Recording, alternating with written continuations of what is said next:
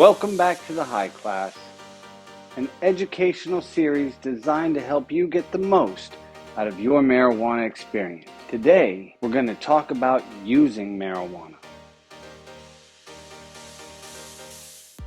If you analyze the trichomes of the marijuana flower, you'll find hundreds of secondary metabolites. These secondary metabolites are called cannabinoids, terpenoids, and flavonoids, and they give the flower its distinct smells, flavors, and effects.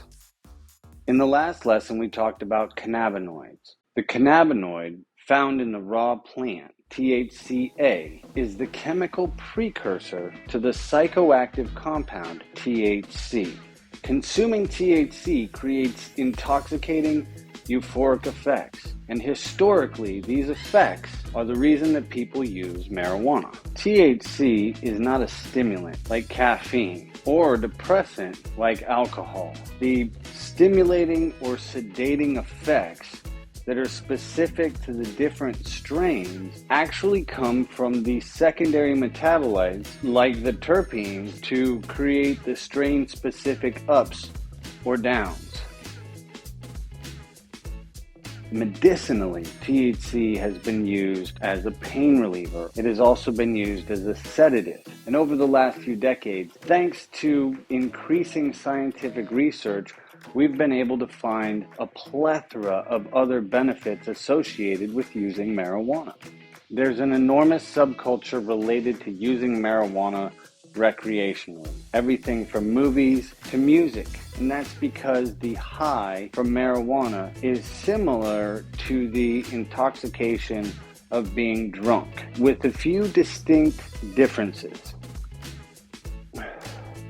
The main side effects associated with drinking alcohol are loss of balance, vomiting, impulsive decisions. The major side effects associated with marijuana use are happy, hungry, and tired. Today, I'm going to teach you how to use cannabis. Let's be honest. If you're a new patient walking into a dispensary for the very first time, all you really know about marijuana is that people smoke it. Your doctor recommended that you use it. In fact, he said, go to the dispensary, get a 1-to-1 to help with your pain relief throughout the day, and get an indica, preferably a gummy, to help you sleep at night. What does any of that mean? Well, let's get into it. There are a lot of ways to consume marijuana, and not all of them will get you high. For this lesson, we're going to sort them by methods of consumption: inhalation, ingestion, and topical application. There are lots of ways to inhale THC. Let's sort them into smoking and dabbing. When you burn the flower and inhale the smoke, you're delivering the THC directly to the lungs, where it's absorbed into the bloodstream, systemically taken to the brain and the rest of the body. The bioavailability has a lot to do with how high you get.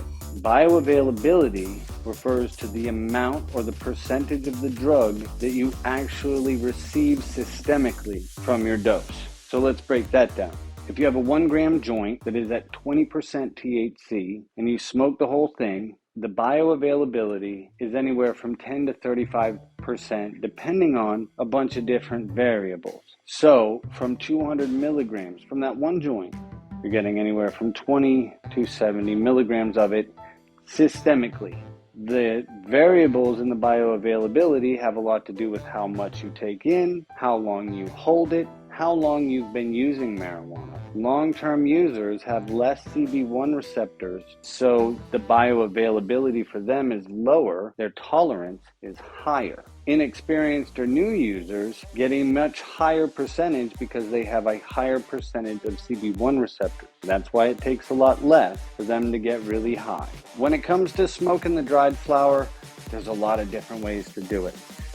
You can put it in a paper and roll that up. That's called a joint. If you mix that marijuana with tobacco and smoke it, the name for that is a spliff. Another way of mixing marijuana and tobacco is called a blunt. That is like a much larger joint where instead of a paper wrap, you use a tobacco leaf to wrap the marijuana. Another way to smoke the dried flower is out of a bowl. Bowls come in any variety in shape and form. Bongs are another way to smoke the flower. Bongs have a large chamber and a water filtration system, and it makes it easier to take larger hits. There are just as many varieties of bongs as there are pipes. Dabbing can be a bit more complicated, and users inhale vapors from a concentrated extract of THC and terpenoids. The complicated nature of dabbing comes from all of the different ways that it can be done. You have two different kinds of concentrates. You have homogeneous and non-homogeneous, meaning they look all the same or they're separated. The non-homogeneous refer to concentrates where you have pure THC crystals or diamonds or sugars that are reintroduced into a terpene sauce. It is not a homogeneous mix, and it's not as easy to determine how much of a hit you're getting regularly from a non-homogeneous mix. Homogeneous mixtures are when they take the solventless or solvent extraction and purify it further. With butter, it has the consistency of peanut butter because they whip the extraction and they make more of a fluffy consistency in the extract. With shatter, it's a clear, hard, almost glass-like substance that is heated further and is actually one of the stronger of the concentrates that can be dabbed. You have oil that can be put in disposable cartridges or reusable cartridges and distillates that are a little bit more versatile. They can be vaped in a dab rig or they can be eaten.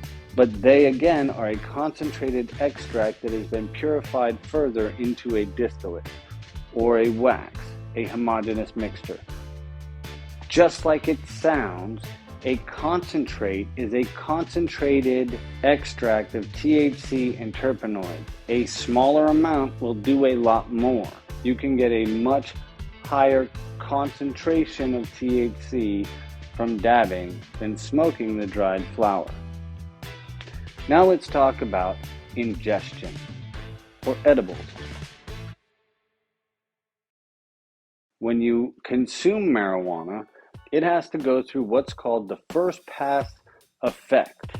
This is also called pre-systemic metabolism, which means it has to be metabolized prior to being delivered to the rest of the body. The THC is absorbed and sent to the liver, where it is metabolized further and into a different psychoactive compound. This compound is called 11-hydroxy-delta-9-THC, or 11-OH-THC for short. And the metabolism of the THC into 11-OH-THC can take anywhere from 45 minutes to 2 hours, depending on your metabolism. Everyone will be different. Do not take more.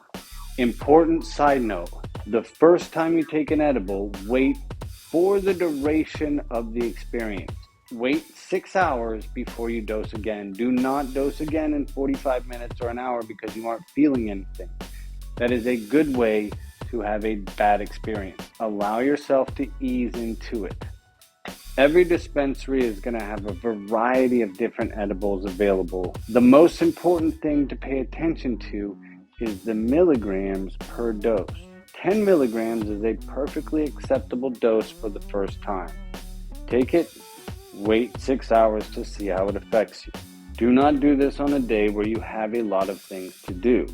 Remember, you are testing to see how it feels. You are testing to see how you react with it. Everyone is different. In the beginning, I mentioned a 1-to-1 edible. That is a ratio dose, 1 milligram of THC per 1 milligram of CBD. It is important to note that CBD counteracts the psychoactive effects of THC. A 1-to-1 ratio dose can allow you to get the benefits of the decreased inflammation and decreased pain or even the sleep without the psychoactive effects that come from the THC. This is the reason why people use ratio doses. It is important to note that if you do get too high, the best way to bring yourself back down is to take CBD. Topical applications are the easiest to understand. There's two types of topical applications. There are localized applications and there are systemic applications. The delivery may be the same, but it's important to understand whether it's topical or transdermal. Topical means it's going to affect the area that it's applied to. Transdermal is absorbed through the skin and it is absorbed systemically. You can put it anywhere and you'll feel it everywhere. With a topical application, you're going to feel it where you put it. It's important to make this distinction because you don't want to put something on your wrist because it hurts and suddenly your whole body feels high. And you don't want to put it on your wrist hoping that you're going to get relief all over your whole body and you only get relief on your wrist. Remember, topical affects only the area where it's applied. Transdermal is absorbed systemically and felt throughout your entire body. Looks like it's time to wrap it up. Things are getting loud here. I gotta go. We gotta go. See you next time.